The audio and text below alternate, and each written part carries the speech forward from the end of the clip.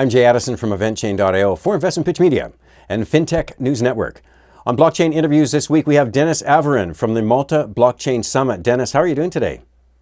I'm doing great, thanks. How about you? I'm doing great, thank you. Tell us a little bit about how you got involved in the blockchain space and then a little bit about the Malta Blockchain Summit coming up. Yeah, so basically, I started when I came to Malta. It was about 2 years ago.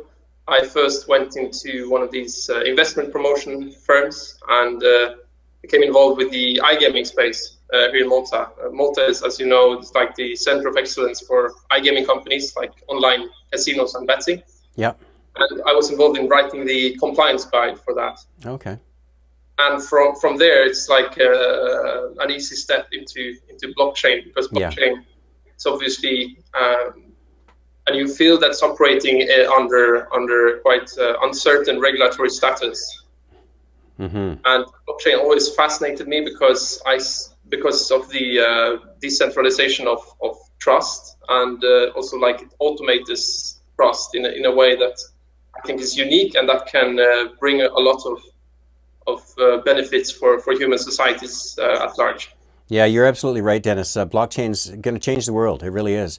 So when is the conference coming up? And then tell us a little bit about the venue that the conference is going to be held in for the summit. The conference is coming up on the 1st and 2nd of November. Now it's closing in quite quickly. Mm-hmm. So we can definitely feel the buzz here at the Malta Blockchain Summit.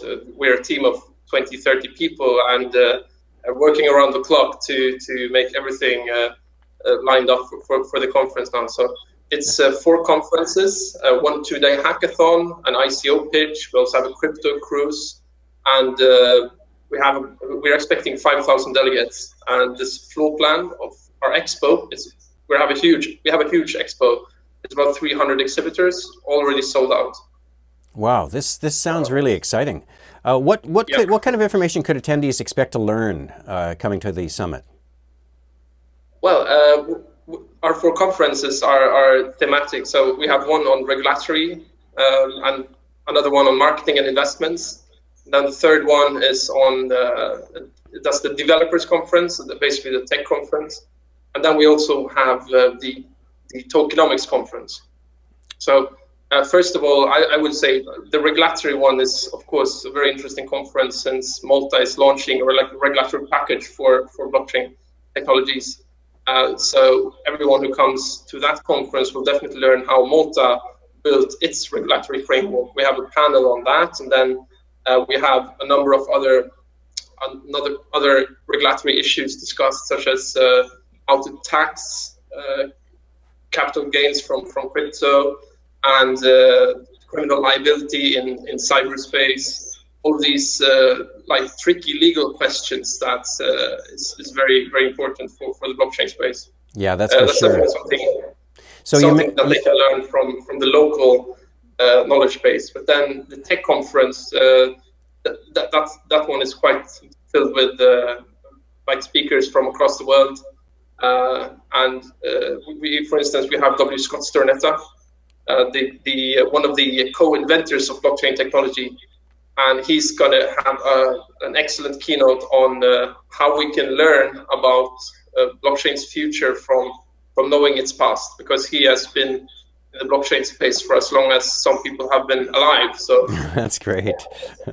That sounds fantastic. So you've been talking about Malta. Now, Malta has almost become the destination for blockchain companies. Can you speak to us a little bit about why that's happening? I know that Binance has actually moved to Malta as well. So give us a little bit of an insight on what's happening in Malta for all these blockchain companies. Yeah, so basically the government decided to regulate blockchain.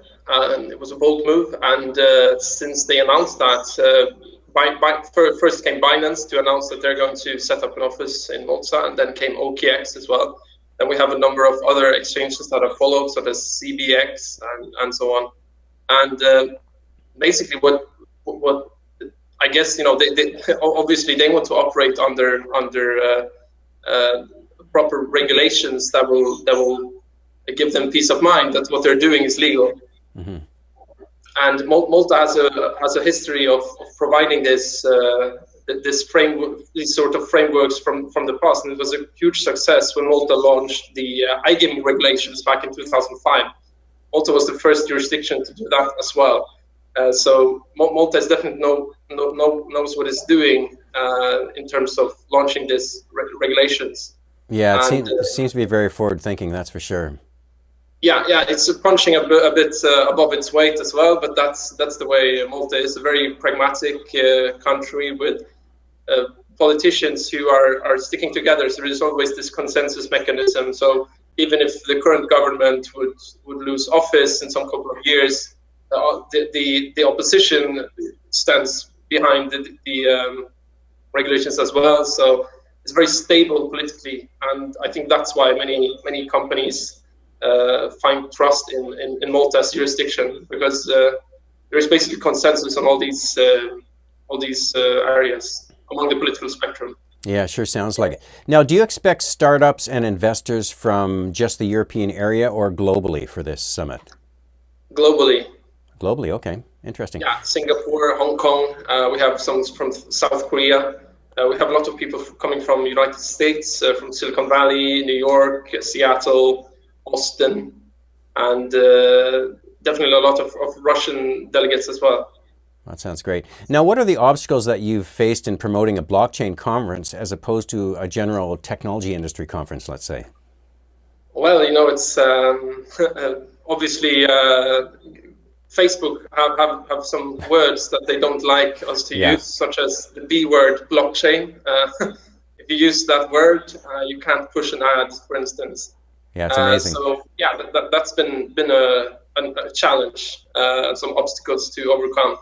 So we had to market it completely organically without any paid advertising in social media, because it simply doesn't work.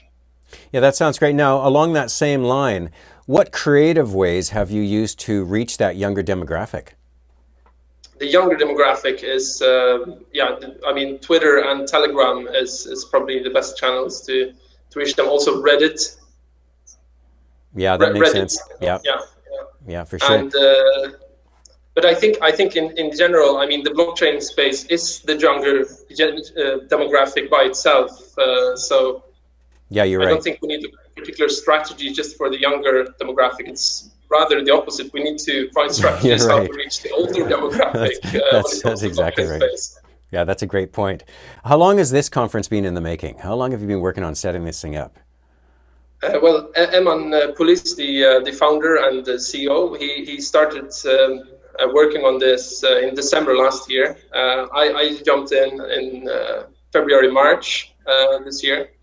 And I would say, since January, the site has been up. Now, what's the best way for people to learn more about the Blockchain Summit? What's the website address that they would go to?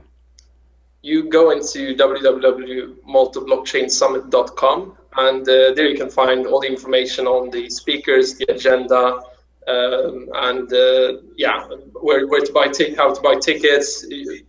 Keep in mind that if you're a blockchain developer or affiliate, you can get a free ticket, because we definitely want to encourage affiliates and blockchain developers to come to the conference. So you have a free pass if you are one of those. That's a great decision. Yeah, that's fantastic. Dennis Avorin from the Malta Blockchain Summit. It's certainly been a pleasure having you on Blockchain Interviews today. And we'd like to do a follow-up and just see how the summit turns out, because I'm sure you're going to be having more. So let's get together again in the future and have another interview and do a follow-up on this one. Thanks for your time. Yeah, I would love to. Thanks, Dennis. Sounds great. Thank you for having me.